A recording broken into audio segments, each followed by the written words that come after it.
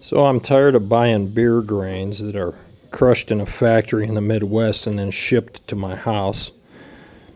So I don't want to spend the $200 for one of those monster mills. I decided I'd knurl up some Schedule 40 1.5-inch pipe, and now I'm cutting the bearing races to hold these bearings in there, and then I'll build a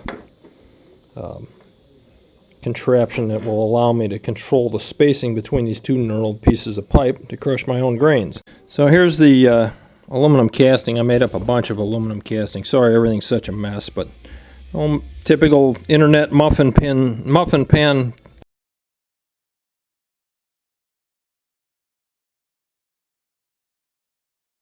So here I'm using the vise to press the bearing into the end of the plug. So that's in there. So now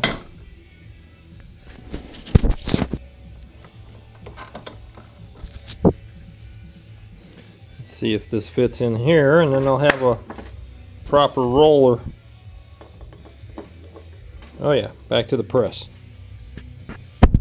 There's my redneck press, just a pipe vise to push the ends of the bearing carrier into the pipe that I'd knurled. Almost done with this one.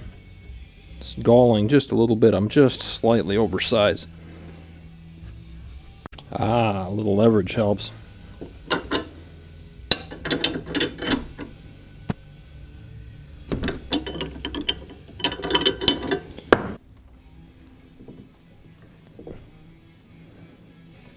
Alright, that's about it. So now on to the other one. This is the floater. The other one is the one that actually does the work. This one just is the idler. A couple key features. The roller has a bigger diameter than the end caps, and the bearings stick out past flush. That way I won't have to worry about the bearings getting underneath or excessive amounts of washers. And I'm going to build 2 plates on each side, and then an adjustment device so that I can put these together or keep them apart. Now the feed for this will be made out of sheet metal, and basically the sheet metal will keep the grain in the center 3.5 or 4 inches of the rollers, and then I might do something with the hopper like this so that these will turn toward each other, crush the grain, and we won't have grain getting outside of the crush operation. Well, after a very hot and sweaty morning in the shop, it's got to be 100% humidity. They're done. The one on the right here is the one that will be driven by a drill or maybe a small pulley and a motor. I cut a slot in the end of the shaft and fit a 1/4-inch E-clip in there to retain it in the housing.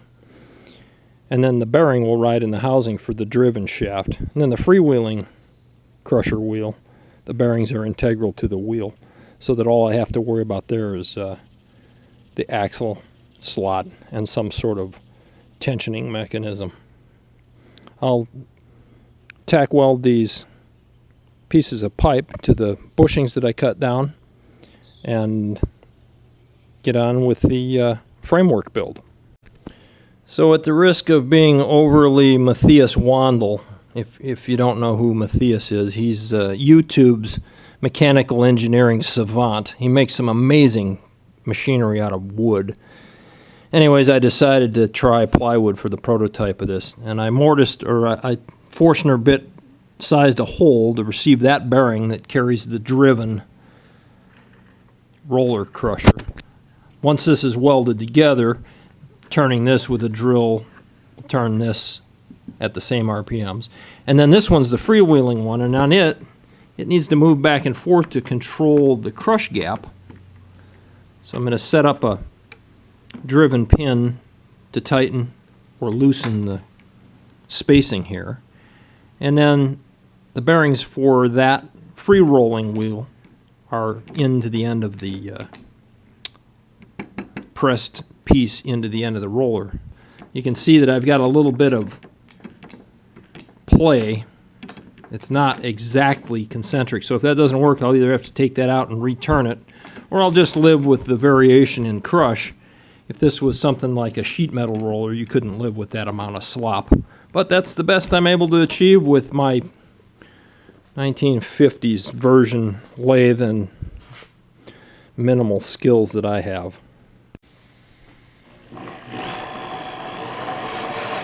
Pretty cool. I don't have the tensioners built just yet. I'm going to weld those up, and then as you twist the bolt, it will protrude out. That one's kind of jammed.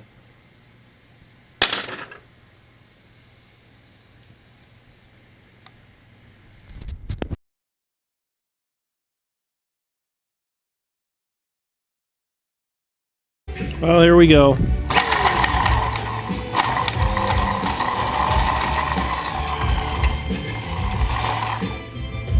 Looks like it should work. Now I'll just go build a hopper like the rest of everybody does and crush some grains. Just to see if it works, here we go.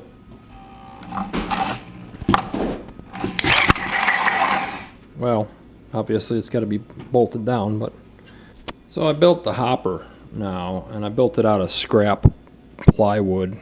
If I had it to do over again, and I may just remanufacture this, I'll lay this all out and cut this out of one piece so that the side of the hopper and the retainer for the roller wheels is all one piece on both sides, and then I just have to glue on the corner portions.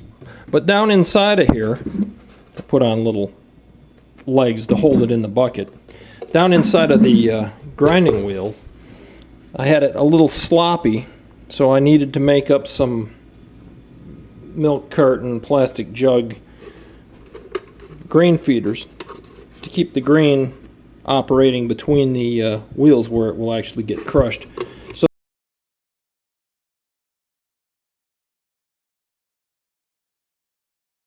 this is a bit of a mess. Don't do this in your kitchen if your wife is home. I also have some of the grain running around the ends in spite of the fact that I put these plastic fillets in there, because I didn't knurl my grinding wheels all the way to the very end and then inset the bearings. That's unfortunate, but I'm getting a pretty good grist out of it. Actually, that's a little finer than I need. So here we go.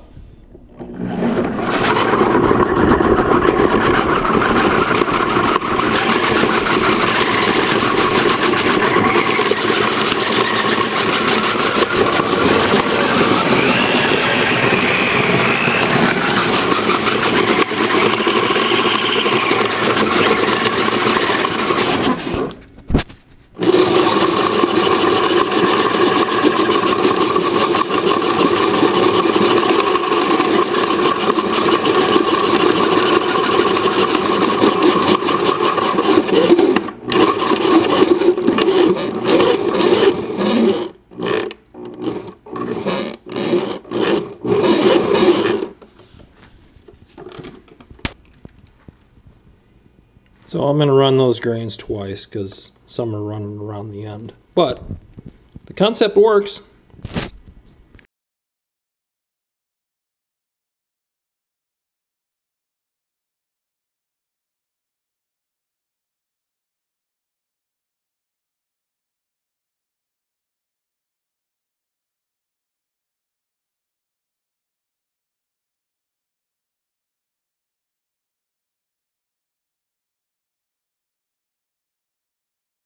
Thanks for watching.